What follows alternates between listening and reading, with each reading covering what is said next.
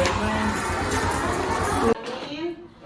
Rabbi shrah li sadri wa yassir li amri wahlul 'uqdatam min lisani yafqahu qawli. Salam sejahtera buat kita semua. Terima kasih saya ucapkan untuk kehadiran Ibu dan Bapak pada hari ini untuk mendengarkan presentasi saya tentang budaya positif modul 1.4. Perkenalkan, nama saya Yunani, CGP Angkatan 7, SDN Cengkareng Timur 19 Petang. Hari ini saya akan mempresentasikan aksi nyata saya pada modul 1.4 budaya positif. Budaya positif itu biasa adalah yang biasa kita lakukan untuk di sekolah ya, untuk masyarakat, untuk kebaikan semua pihak. Ya, mulai dari kolaborasi guru, kepala sekolah, mau orang tua maupun murid itu sendiri, untuk menciptakan budaya positif itu.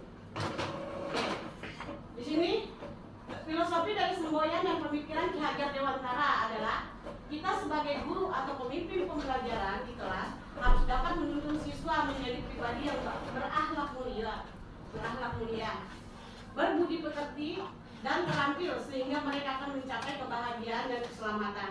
Kita juga harus dapat memberikan kebebasan kepada anak untuk mengembangkan ide dan mengembangkan bakat dan minat siswa. Dan dalam konteks pembelajaran saat ini, kita harus membekali siswa dengan keterampilan abad 21, yaitu kemandirian dalam memanfaatkan teknologi.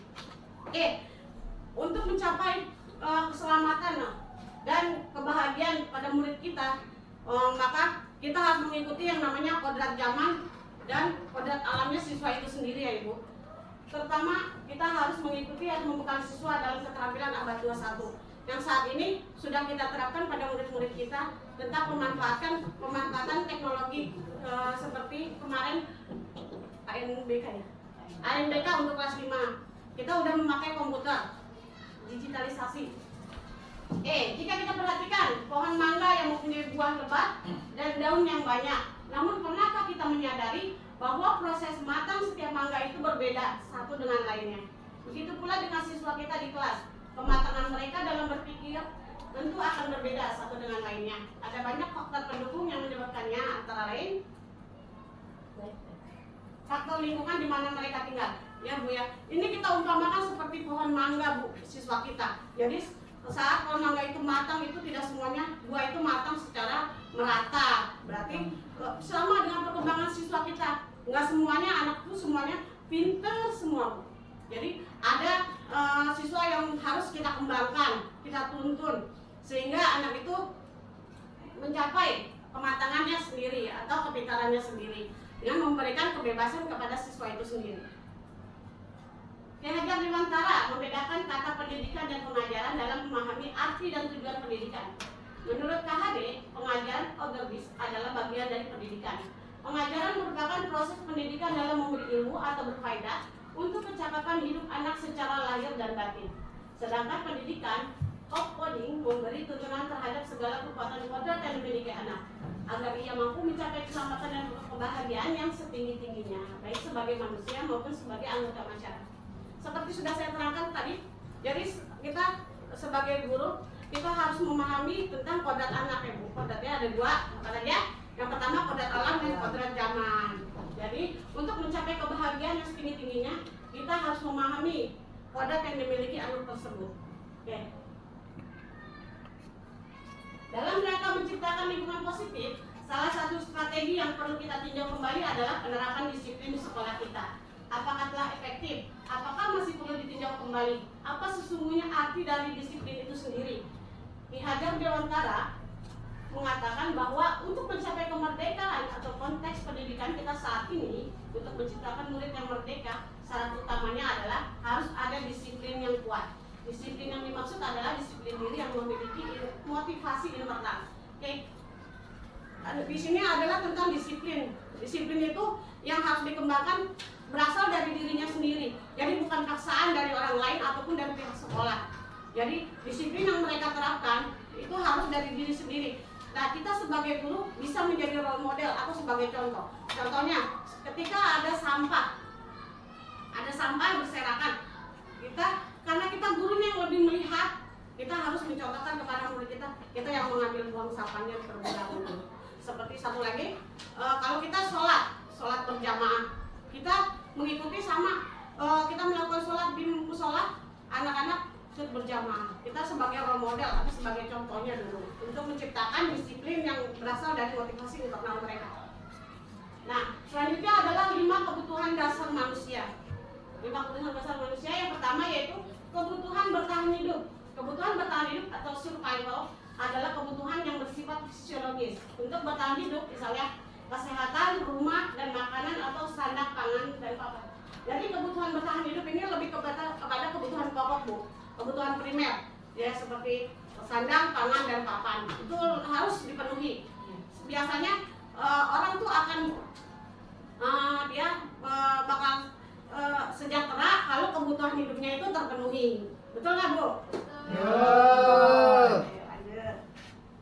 Yang kedua adalah kebutuhan untuk disayangi dan diterima. Jadi kebutuhan dasar berikutnya adalah kebutuhan tentang disayangi dan diterima, meliputi kebutuhan yang hubungannya koneksi dengan sosial atau lingkungan sekitar atau lingkungan masyarakat. Kebutuhan untuk memberi dan menerima kasih sayang, dan kebutuhan untuk merasa menjadi bagian dari suatu kelompok.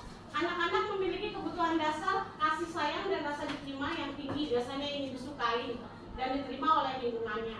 Mereka juga akrab dengan orang tuanya. Biasa mereka belajar karena suka pada gurunya. Bagi mereka teman sebaya sangat penting. Jadi kalau kita berdasarkan kondisinya di sini, kebutuhan disayangi itu kadang di rumah mereka tidak mendapatkan kasih sayang dari orang tua. Tapi ternyata di sekolah tuh dia lebih nyaman. Pertama, dia dekat dengan teman-temannya, dia bisa curhat. Apalagi kalau gurunya juga feedback, ada timbal balik. Jadi kebutuhan dasar yang untuk disayangi dan diterima itu sangat dibutuhkan oleh anak-anak. Yang ketiga, penguasaan atau kebutuhan pengakuan atas kemampuan. Kebutuhan ini berhubungan dengan kekuatan untuk mencapai sesuatu. Diakui atas prestasi dan keterampilan kita, didengarkan atau memiliki rasa harga diri. Kebutuhan ini meliputi keinginan untuk dianggap berharga, bisa membuat perbedaan, bisa membuat pencapaian. Anak-anak yang memiliki kebutuhan dasar untuk penguasaan yang tinggi biasanya selalu ingin menjadi pemimpin. Mereka juga selalu mengamati sebelum mencoba hal baru, dan mereka merasa kecewa bila melakukan kesalahan. Mereka juga biasanya rapi dan sistematik dan selalu ingin mencapai yang terbaik. Nah, pada kebutuhan ini biasanya adalah anak-anak tuh kadang di kelas pengen merasa dirinya tuh paling bisa. Dia mau jadi pemimpin, maupun dari upacara, dari kelas, jadi ketua kelas, atau yang memimpin doa. Jadi mereka tuh kayak pengen diakui di kelas. Dominan. Lebih dominan, dia pengen pokoknya gue bisa nih gitu. Jadi di sini kebutuhan mereka itu didengarkan, pendapatnya itu juga sangat diperlukan. Oke, yang keempat adalah kebebasan. Kebebasan atau kebutuhan akan pilihan. Kebutuhan untuk bebas adalah kebutuhan akan kemandirian, otonomi, memiliki pilihan, dan mampu mengendalikan arah hidup seseorang. Anak-anak dengan kebutuhan kebebasan yang tinggi menginginkan pilihan. Mereka perlu banyak bergerak, suka mencoba-coba, tidak terlalu terpengaruh orang lain, dan senang mencoba hal-hal baru. Nah, di sini mereka tuh kebutuhan mereka ini di sini mampu mengendalikan arah hidup seseorang. Anak-anak itu kebutuhan kebebasannya tuh tinggi. Kayak contohnya, kalau udah selesai nih, udah jamnya istirahat, itu udah buru-buru tuh. Udah istirahat, Bu. Nah, itu kebebasan. Itu emang haknya mereka untuk didapatkan. Kalau memang udah jamnya istirahat, ya mereka mendapatkan haknya untuk istirahat. Gitu. Dan 5 adalah kesenangan, kebutuhan untuk merasa senang. Kebutuhan akan kesenangan adalah kebutuhan untuk mencari kesenangan, bermain dan tertawa. Anak-anak dengan kebutuhan dasar kesenangan yang tinggi biasanya ingin menikmati apa yang dilakukan. Mereka juga berkonsentrasi tinggi saat mengerjakan hal yang disenangi. Mereka juga suka permainan dan suka mengoleksi barang. Nah, kebutuhan tentang kesenangan ini biasanya kadang mereka bisa mencari sendiri. Contohnya, kalau kita mau belajar tuh kadang di kelas tuh udah biasa tuh boring, ada bosen. Akhirnya alternatifnya itu kita melakukan pembelajaran kayak di luar kelas, kayak di kebun. Kita belajar supaya mereka tidak monoton di situ aja. Jadi mereka bisa berkembang atau refresh lagi otak-otaknya. Kalau di dalam tuh penat. Nah, seperti itu kebutuhan kesenangan. Nah, di sini yang selanjutnya adalah 5 posisi kontrol dulu. Suatu program disiplin positif yang berpusat pada murid. Guru perlu meninjau kembali penerapan disiplin di dalam ruangan-ruangan kelas. Mereka selama ini apakah telah efektif, apakah berpusat, memerdekakan dan memandirikan murid. Bagaimana dan mengapa? Ada 5 posisi kontrol yang diterapkan seorang guru, orang tua ataupun atasan dalam melakukan kontrol. 5 posisi kontrol tersebut adalah penghukum, pembuat rasa bersalah, teman, pemantau, dan manajer. Nah, di sini adalah yang 5 posisi kontrol yang harus diterapkan oleh seorang guru. Yang secara manusiawi pasti kita pernah, Pak, 5-5-nya atau Bu, 5-5-nya kita pernah melakukan yang namanya posisi kontrol ini. Itu wajar, Bu, karena setiap siswa itu kebutuhannya berbeda-beda. Kadang kita juga memberikan posisi kontrol itu tergantung situasinya saat itu. Nah, yang pertama adalah penghukum. Seorang penghukum bisa menggunakan hukuman fisik ataupun verbal. Orang-orang yang menjalankan posisi penghukum senantiasa mengatakan bahwa sekolah memerlukan sistem atau alat yang dapat bisa lebih menekan murid-murid yang lebih dalam lagi. Guru-guru menerapkan posisi penghukum akan berkata, patuhi aturan saya atau awas, kamu selalu saja salah. Bagaimana perasaan murid bila guru berbicara seperti itu pada saat muridnya datang terlambat? Pasti hasilnya kemungkinan murid akan marah, mendendam atau bersifat agresif. Bisa jadi sudah kembali duduk, murid tersebut akan mencoret-coret bukunya atau media tulisnya. Lebih buruk lagi, sepulang sekolah murid melihat motor atau bapak ibu guru akan menggores kendaraan tersebut dengan kaku. Jadi pada posisi penghukum ini murid itu bisa jadi diajarkan perasaan melalui verbal. Kita nih kalau kata ngomongnya verbal, penghukum itu bisa dari verbal aja udah menghukum. Kayak tadi contohnya, awas, kok kamu lakukan kesalahan ini lagi. Jadi posisi penghukum ini mengakibatkan yang pertama murid itu jadi dendam, ya Bu. Nah, makanya pada posisi 5 posisi kontrol seorang guru itu untuk dihindari sebenarnya penghukum. Tapi secara manusiawi kita sebelum saya mengetahui 5 posisi kontrol guru, saya juga sudah pernah melakukannya itu. Posisi penghukum. Walaupun itu melalui verbal, ya Bu, karena kita sudah dilarang melalui fisik, itu kan nggak boleh, ada undang-undangnya. Pasti melalui verbal itu selalu pernah kita lakukan. Yang kedua adalah membuat merasa bersalah. Pada posisi ini biasanya guru akan bersuara lebih lembut. Membuat rasa bersalah akan menggunakan keheningan, membuat orang lain merasa tidak nyaman, bersalah atau rendah diri. Kata-kata yang keluar dengan lembut akan seperti, ibu sangat kecewa sekali dengan kamu. Berapa kali bapak harus memberitahu kamu ya? Gimana coba kalau orang tua kamu tahu kamu berbuat begini? Di posisi ini, murid akan memiliki penilaian diri yang buruk tentang diri mereka sendiri. Murid merasa tidak berharga dan telah mengecewakan orang-orang yang disayanginya. Membuat merasa bersalah itu biasanya menggunakan nada suara yang lebih lembut atau halus, memelas, sedih. Bahasa tubuhnya pada anak tuh jadi merasa lebih lesu. Jadi dia tuh merasa dirinya tuh bersalah. Nah, biasanya itu kita biasa sama Bu, kayak posisi kontrol ini semua pasti udah pernah kita melakukan seperti ini. Tapi di sini kita akan mengetahui apa sih tujuan akhir posisi kontrol yang baik buat kita sebagai seorang guru, ya. Oke, lihat. Hasil dari pembuat merasa bersalah, murid akan merasa bersalah telah mengecewakan ibu bapak gurunya. Murid akan merasa menjadi orang yang gagal dan tidak sanggup membahagiakan orang lain. Kadangkala sikap seperti ini lebih berbahaya dari sikap penghukum, karena emosi akan tertanam rapat di dalam murid, menahan perasaan.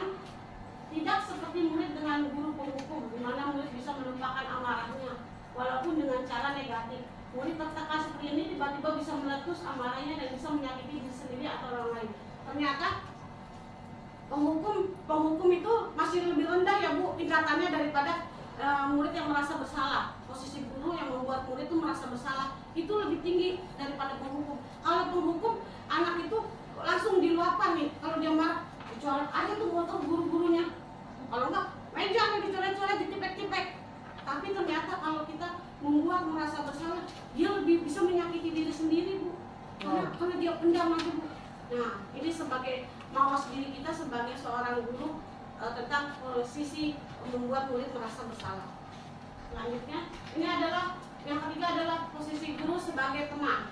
Guru pada posisi ini tidak menyakiti murid, namun akan tetap berupaya mengontrol murid melalui persuasi. Posisi teman pada guru bisa negatif ataupun positif.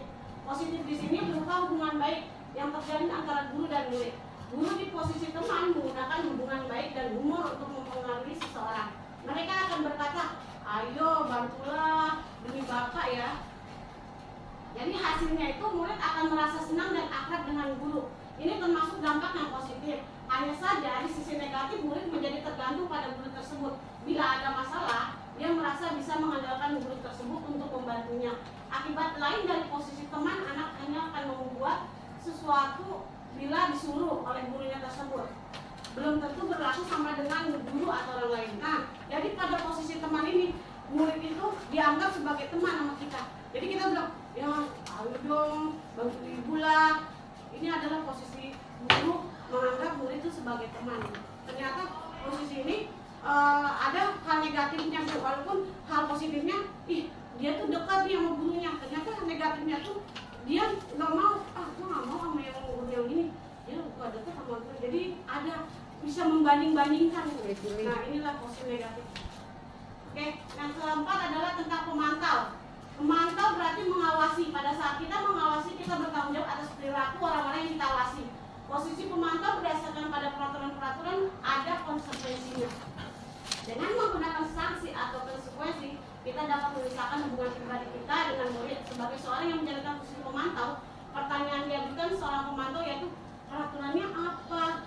Nah, hasilnya murid memahami konsekuensi yang harus dijalankan karena telah melanggar salah satu peraturan sekolah. Guru tidak menunjukkan suatu emosi yang berlebihan, menjadi marah atau berbuat salah. Murid tetap dibuat tidak nyaman, yaitu harus tinggal kelas pada waktu jam istirahat dan mengerjakan tugas.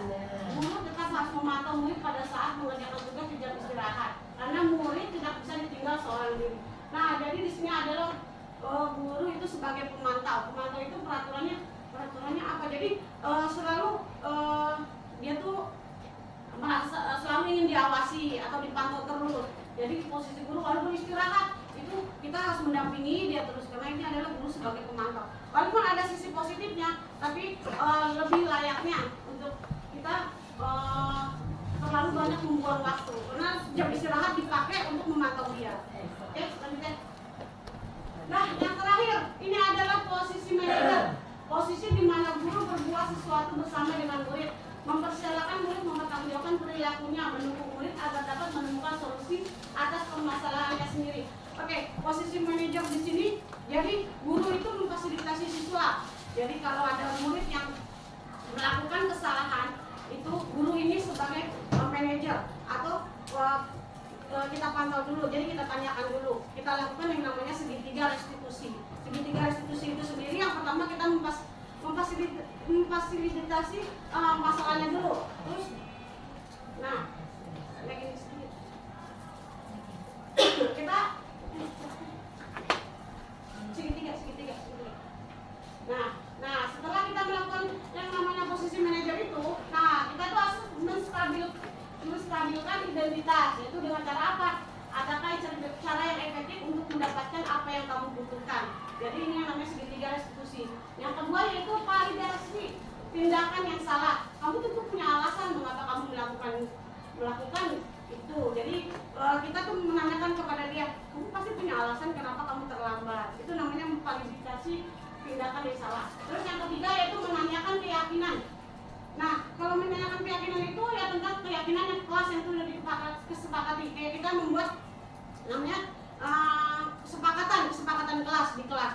Kita bikin peraturan atau kesepakatan kelas, kita berkolaborasi dengan siswa. Kesepakatan kelas yang kita buat itu atas persetujuan mereka. Mereka membuat misalnya di kelas tidak boleh tidur, di kelas kita harus memperhatikan guru saat menerangkan seperti itu. Itu yang namanya keyakinan kelas yang sudah disepakati.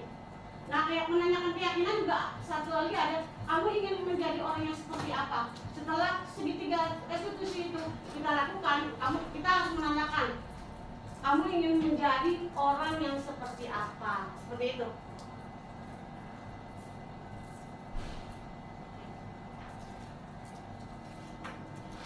Nah, oke. Ya, di sini keyakinan. Anda dan teman Anda melakukan kegiatan. Nah, sekarang kita melakukan, Bu. Coba buka tangan Ibu semua. Nah, di sini nih, Ibu nih ada masalah-masalah pribadi Ibu yang ada di sini. Terus Ibu genggam tangan Ibu semua. Nah, kalau Ibu mau berbagi atau menceritakan, itu teman Anda boleh membukanya, itu tergantung Ibu sendiri. Jadi semua itu tergantung kemauan kita sendiri nih. Jadi masalah yang kita punya nih, kita kepala ini, kita boleh buka sama teman kita atau tidak, Bu. Itu terserah pilihan Ibu sendiri. Karena di sini untuk membuka kepala tangan itu membujuk atau menghardik, mengintimidasi, memarahi, menggoda, menggelitik, bahkan menawari Anda uang. Apakah Anda bersedia membuka kepala Anda? Itu tergantung dari Ibu sendiri. Jadi seperti kayak kita punya keyakinan di kelas tuh kita tuh udah bikin nih sebuah keyakinan. Terus orang lain tuh pengen mencampuri. Nih, harusnya kayak begini. Kalau Ibu bersedia, itu kan pilihannya sama Ibu sendiri. Kayak gitu. Semua tergantung. Perbedaan keyakinan kelas dengan peraturan kelas. Di sini keyakinan kelas adalah salah satu disiplin positif yang bisa kita terapkan dalam membangun budaya positif di sekolah. Itu yang namanya keyakinan kelas, kayak kita bikin kesepakatan kelas. Dengan adanya keyakinan kelas diharapkan dapat mewujudkan tujuan pendidikan yang berorientasi kepada profil pelajar Pancasila. Tapi semua tujuannya pendidikan kita adalah untuk mencapai kebahagiaan dan keselamatan, yaitu tentang profil pelajar Pancasila. Yang pertama, beriman dan bertakwa. Apa aja, Bu? Ayo siapa yang bisa menyebutkan profil pelajar Pancasila? Beriman dan bertakwa. Beriman dan bertakwa. Berpikir kritis. Berakhlak mulia. Berpikir kritis. Berpikir global. kritis. Berkebinekaan global. Kebinekaan. Mandiri. Gotong royong. Alhamdulillah. Betul merdeka, Bu. Sementara peraturan kelas itu memiliki sifat yang mengikat, memaksa, membatasi, dan mengatur. Jadi beda, Bu, peraturan kelas dengan keyakinan kelas. Kalau peraturan kelas itu lebih sifatnya mengikat, memaksa, membatasi, dan mengatur. Kalau keyakinan kelas itu sudah disepakati oleh semua murid, orang tua maupun guru dan kepala sekolah.